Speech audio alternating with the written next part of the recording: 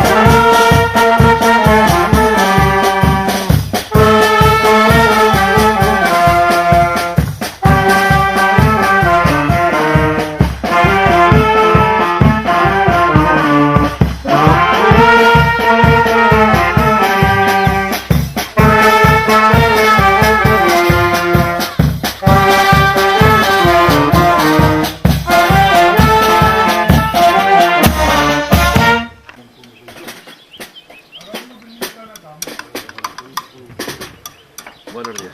Buenos días.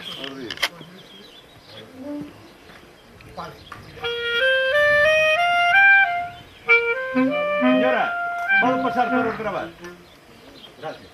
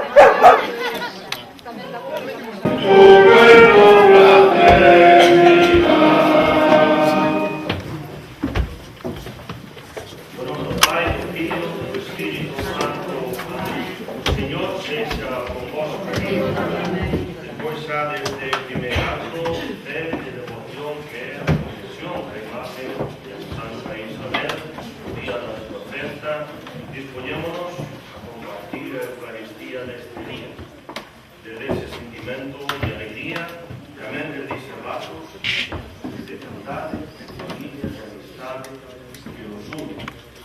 E tamén, como sempre, na presencia dos demais, na presencia de Deus, temos que reconocer as nosas falsas, a veces en que as palabras, os gestos, as obras que facemos non son os máis asignados, a veces en que son causas mal de sufrimento, especialmente para aqueles que temos ao noso lado esa vida de cada día. E por eso, tamén como sempre ante Deus, reconocendo esas faltas, pedimos ese perdón de Deus, tamén nos pedimos perdón uns aos outros neste día rezando. Eu confeso-me diante de Deus omnipotente, e tamén diante de vos, meus irmãos, os teño pecado contra de pensamento, de palabra, de obra, de omisión, por a miña grandísima culpa. Por iso, divina bienaventurada Virgen María, a todos os anxos e santos do céu, e a vos tamén, meus irmãos, roguedes por mí a Deus noso Pai. Deus, que é Pai de misericordia, teña piedade de todos nós, nos conceda o perdón dos nosos pecados e un día nos leve a todos á vida eterna. Amén. Señor, ten piedad. Señor, ten piedad. Cristo, ten piedad. Cristo, ten piedad. Señor,